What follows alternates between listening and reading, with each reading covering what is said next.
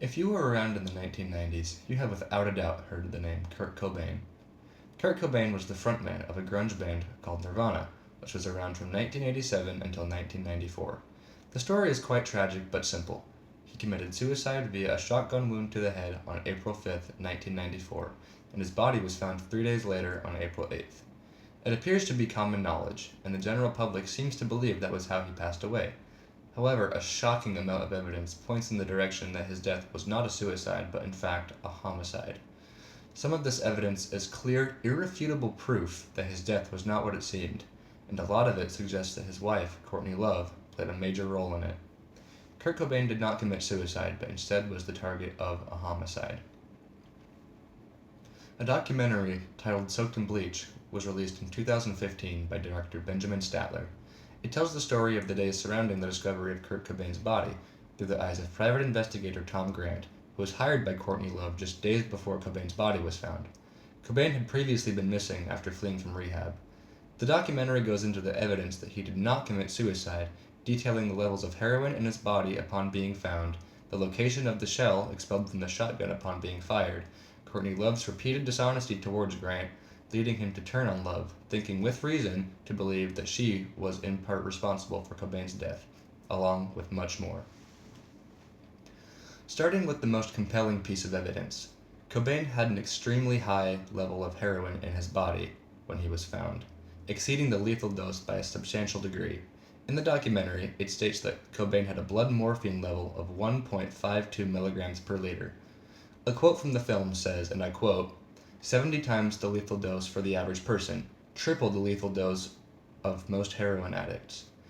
He would have been incapacitated, he would have been unconscious, and to roll down their sleeve, put away the heroin kit, pick up the shotgun, position it backwards, and pull the trigger. There's absolutely no way that Cobain could have been able to shoot himself with that level of heroin in his body. When Cobain's body was discovered, the shotgun was oriented upside down. The only problem with this is that the shotgun shell was found on the left side of his body, not the right, where the exit chamber was located. The Seattle police explained this by saying the shotgun was not fired upside down like it was found, but it was flipped to be that way upon firing. The film says, and I quote, "This proposed scenario is impossible, not only because shotguns do not flip upside down when fired, it completely ignores the cadaveric spasm that locks the grip, dictating the precise orientation of the shotgun when fired." So, the shotgun could not have rotated after firing due to the cadaveric spasm. A cadaveric spasm is a kind of muscle stiffening after death. It's a persistent occurrence, and the individual will continue to hold that pose from death until the putrefaction allows for decay of the affected limb. Another bit of evidence indicating that Cobain didn't commit suicide came from one of his closest friends, Dylan Carlson, who was questioned by Tom Grant. Tom Grant asked him, "So, what are you thinking? Is he suicidal?" Dylan responded, "No, not at all. He's been under a lot of pressure, but he's been handling things pretty good. I mean, I know him and Courtney have been having a lot of troubles lately, but I don't know why Kurt married her." Grant later states that Love has been insisting that Cobain is suicidal, and that he had previously tried to commit suicide by overdosing on Rahifal in Rome. When questioned about this, Dylan said that it was just an accident, and definitely not a suicide attempt.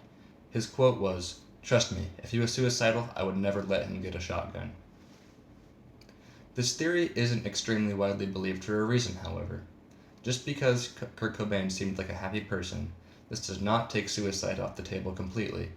Even though his closest friends said there was no way he was suicidal, it definitely still could have happened that way. In fact, a large amount of people who are depressed or suicidal do not seem that way at all. An article on Samaritans.org says, "Suicide is complex.